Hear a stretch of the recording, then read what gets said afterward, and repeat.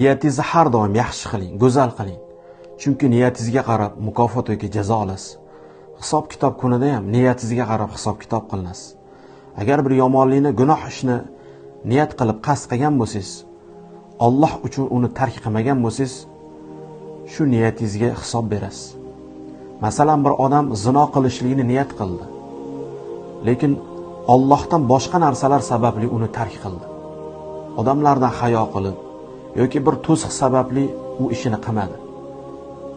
Lekin shu niyatiga yarasha jazolanadi. Sufyan as-Savri rahimahulloh aytadi: "Menga niyatimni muolaja qilishdan-da qiyin narsa yo'q. Chunki u har kuni menga qo'zg'olon qiladi, meni o'zgartiradi." Abdurrahman ibn Yazid rahimahulloh biror amalni niyatsiz qilmas ekanlar. Hattoki suvni ham avval niyat qilib keyin ichar ekanlar. Bu suvni chanqoqni qondirish uchun ichyapmanmi yoki Alloh uchun ichyapmanmi deb alohida niyat qilar ekanlar.